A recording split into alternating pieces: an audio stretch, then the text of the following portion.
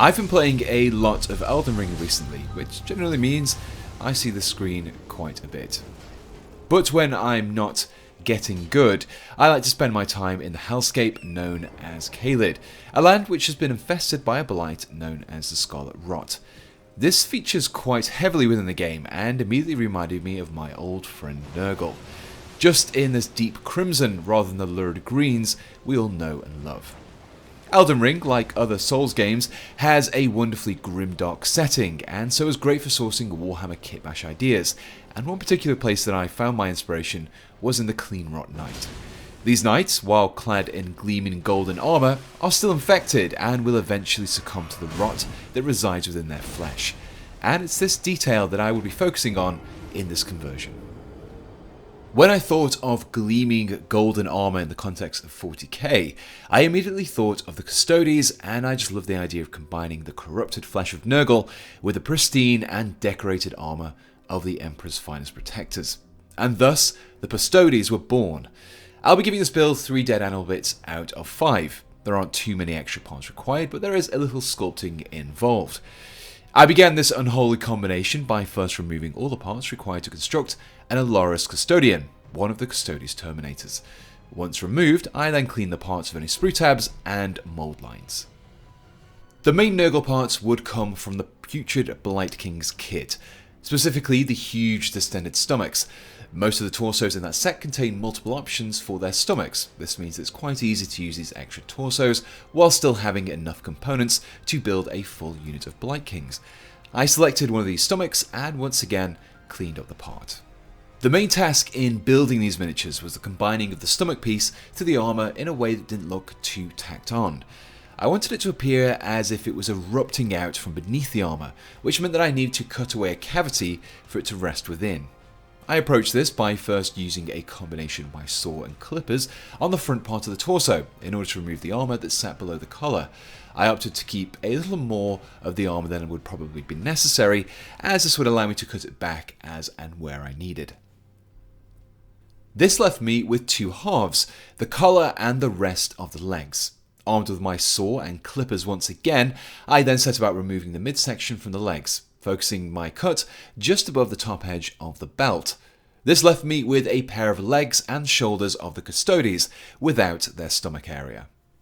With the midsection of the Custodes armour removed, I could compare the Blight King torso piece against the collar. This gave me an idea of where I should clip back the chest so the 2 parts fitted together. This process was done over a series of small adjustments and comparisons to ensure I achieved the best fit possible. Once I was happy with the fit, I then glued the front and back of the Custodes chest piece together and allowed it to dry completely before proceeding. After removing the stomach area of the Custodes, I now had no way of easily connecting the shoulders to the legs. In order to bridge this gap, I chose to turn to my old friend pinning. I began by using my pin vise to drill a 1mm wide hole into the leg section and then another into the underside of the collar piece, making sure that I didn't drill all the way through into the neck area. A length of 1mm thick wire was then superglued into the hole in the leg. The wire was then clipped down so that its length roughly matched the height of the Custodes, at which point I then superglued the collar to the end of the wire. This created a kind of spine which helped to hold the remaining parts of the Custodes together. I then followed this up by gluing the Blight King's stomach to the rest of the model. Depending on how you were joining the 2 halves, you might need to make a few small adjustments here to get the best fit. Even after making my adjustments, there were still a number of gaps around the sides of the stomach and near the collar. These needed to be filled in, and green stuff would be my material of choice for this task. Once mixed, I rolled the putty into a few short squat sausages and pressed these into the gaps, making sure to use Vaseline over my tools and fingers to prevent it from sticking. I used my metal tools to do most of the heavy lifting here, pushing and stretching the material into the folds of sagging flesh. My rubber tip tools were instead used to help smooth out and give the putty a softer, more realistic flesh texture. This process was repeated until all the gaps around the armour had been filled out and the flesh had been blended into the armour. Now that the torso was complete, I could attach the Alaris Custodian arms. Rather than just isolating the extended lumps of flesh to the stomach, I also decided to add some more green stuff to one of the arms as well. following the exact same process as before, adding stretches and folds as required. From here, I could continue assembling the rest of the model as per the instructions, completing the first of the custodians. I then proceeded to build the remaining 2 members of the squad, applying the exact same sawing, clipping, and green stuffing steps that I had previously performed, using the various torsos found in the Blight King kit and adapting the Custodes parts as necessary. I opted to add a little extra detail here, and so choose to add some boils to the sagging skin. To do this, I grabbed some 1mm ball bearings, which were pressed into some of the still soft green stuff. By leaving the ball protruding slightly, it created the appearance of a blister or pustule in the flesh. With all the sculpting and assembly finished, I could then move on to the bases. I kept things fairly simple and used my regular cork rock techniques. I tore up the few chunks of a cork floor tile and arranged these in a way that would allow me to attach the custodian later on. Once I was happy with their position, I fixed them into place with some superglue. To fill in the empty space around the rocks, I used some Vallejo texture paste and generously spooned this into all of those crevices before allowing it to dry. The final step, before I could paint, was to create a rudimentary holder for the Terminators. I made these by following the same drilling and pinning steps as earlier. I just didn't clip the wire as short as I had done earlier. I began the painting process by priming everything black. I used an airbrush for this, using some Vallejo black primer, but this isn't necessary. You could just as easily use a rattle can primer instead. Just make sure that what you use is black. This primer would create a much better surface to paint on and would also help to create the model's shadows later. One of the most predominant parts of the model was its golden armor, and I wanted to keep this bright, shining appearance in order to contrast against the rotten, distended flesh. I opted to use the Pro Acryl range for this task and started out with a mixture of bronze and metallic medium. This essentially creates a slightly lighter and slightly less viscous mixture that I could use to easily paint across all of the armor and details. I tried my best not to overspill onto the other areas of the model, but any mistakes I did make could be cleaned up later on. I followed up on this base coat with a highlight of some light bronze. This was focused across the edges of the armor, helping to create sharper details and start to bring out a little depth in the armor. Continuing with the metallics, I then base coated the areas of steel across the model using a mixture of dark silver and metallic medium. These areas included the parts of the bolter, the pipes, and the vents towards the rear of the armor. These areas were then highlighted with some silver.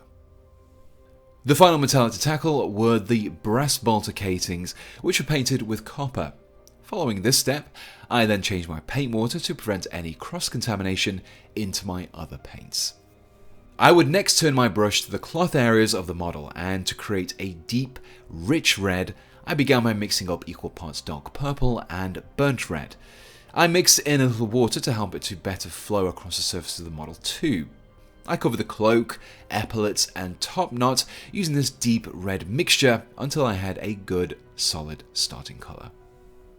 With a starting colour achieved over the cloth, I began to apply a series of layers of watered down paint.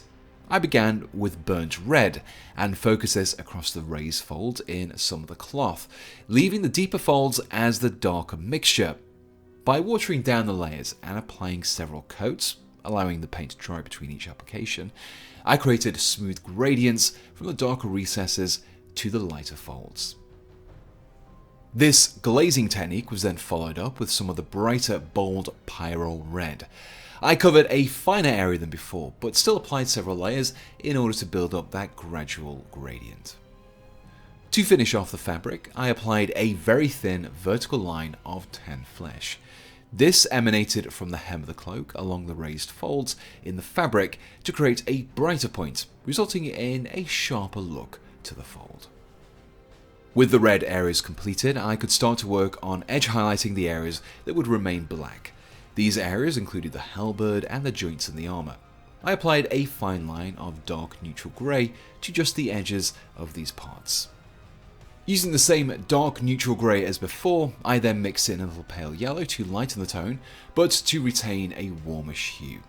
This was also used as an edge highlight, but this time I chose to focus only on the edges that were closer to the corners where two edges met, or within the centres of the joints ridges. By adding yet more pale yellow to the mix, I had an even lighter grey that I used as a point highlight. This application of the paint was reduced even further, being only used to pick out the very corners and rivets on the areas of the black. This series of highlights culminated to give the edges a much sharper and defined appearance, particularly important over areas that would otherwise just be a flat black. For the tassels and detailing on the cloak, I wanted to create a rough, non-metallic gold effect. Generally speaking, gold fabric is less reflective than traditional metals, so not using metallics here will create a more realistic effect. I began this process by base coating all of these areas in the rich reddish brown of mahogany. From here, a 50-50 mixture of mahogany and yellow ochre was created. Like with the cloak before, I added water to create a glaze and steadily built this up over the raised details and creases, leaving the recesses as the dark mahogany. I built up the layers steadily until I had achieved a gradient from light to dark. Finally, some pure yellow ochre was painted onto only the most prominent points in the folds and edges. Depending on how far you want to push the reflectiveness here, you could also add a few small dots of pale yellow or even a white, but that is entirely optional. There were quite a few warm golds and reds on the model already, so for the energized blade of the weapon, I chose to use a contrasting green. But first I wanted to pre-shade some of the gradients onto the blade. The existing black would serve as the shadows, but to create the lighter points, I used some bright neutral grey thinned into a glaze. Again, I used the same techniques that I had earlier used to achieve 2 blocks of lighter points on each side of the blade. I alternated this on each side of the blade so that light points on one side would be the dark on the other. I also used this paint as a solid edge highlight across the entirety of that blade. These gradients were built up until I had a couple of tonal gradients on each side of the weapon. I pushed this a little further with a thin line of bold titanium white down the center point and along some of the immediately adjacent edges. I finished off the energy effect by mixing up a thin glaze of bright yellow green and applying this over the whole blade. Being so thin, the paint was translucent and so kept the gradients beneath visible, albeit with a bright green hue. I allowed this first layer to dry before applying a second to really push the intensity of the green.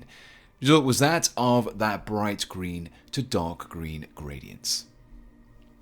The only remaining areas of the model left to paint were the distended stomachs and sagging mounds of flesh. I began with the base coat of tan flesh, building this up over a series of layers, allowing each layer to dry fully before progressing. This was repeated until I had a solid flesh colour. The skin was then highlighted with some pale pink. This was a little trickier than with the less organic and more defined parts of the model, but by focusing on the upper edges rather than those that face downwards, I was able to add some depth to the surfaces. So far, I had a pale and sickly looking skin, but I really wanted it to look inflamed and infected. For this, I created a mixture of transparent red with quite a bit of water to create a kind of wash. This was applied over the flesh, where it settled into the recesses and subtly stained the skin with a red tinge. I also picked out a few of the boils and other details using some slightly less than transparent red in order to boost the intensity of the colour in these areas.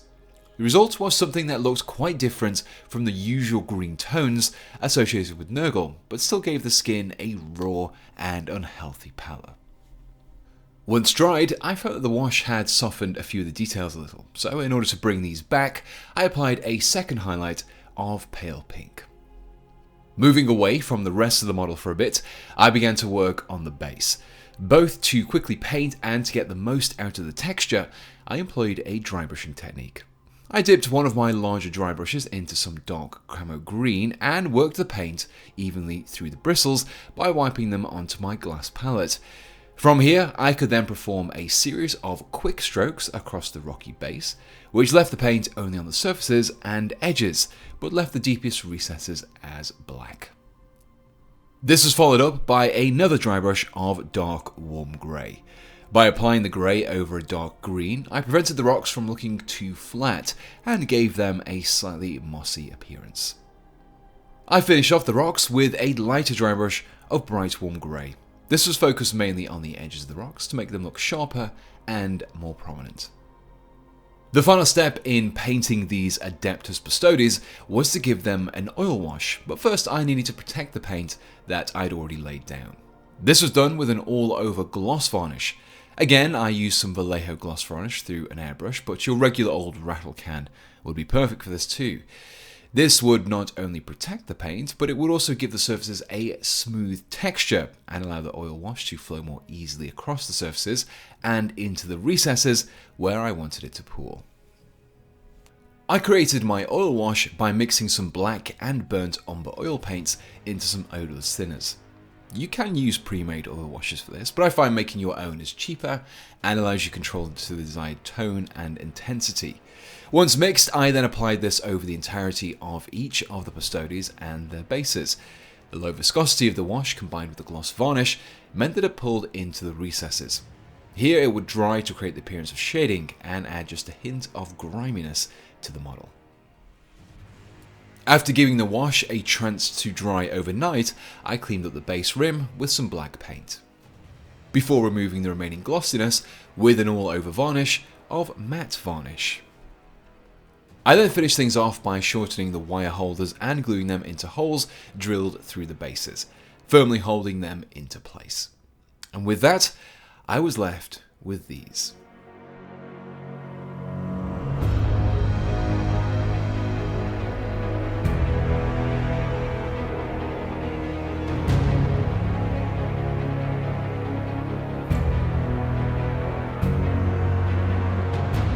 And here we have the completed squad of Alaris Custodians from the Adeptus Custodes.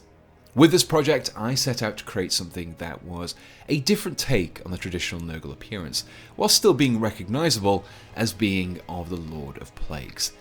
I think I managed to achieve that, and it was deeply satisfying to turn over the Emperor's most stalwart guardians to the Dark Gods. No matter how lore-unfriendly the concept is, sometimes you're just going to have fun with your work and let the universe explanation follow later. It was also fun to base this build on some of the themes found within Elden Ring. It's full of fantastic inspiration, so if you have any other ideas from the game or series, I'd love to hear them. And before you ask, I've not been sponsored by them. I just really love the game. So before I go, let's say a huge thank you to those who make these videos possible, my wonderful patrons. Currently, my top supporters on Patreon are Jonathan Hart, Ryan Little, Tim, Berserker, Daniel Dowling, Jake, Jesse Smith, Morgan, Mr. Grimm, and Swedsman. So a big thank you to you guys, and if you also support me on Patreon, through channel membership, or you just use my affiliates links, then it is the kind-hearted people such as yourselves allowing me to fund the tools and paints required to create these videos for you. And so until next time, thanks for watching, and goodbye.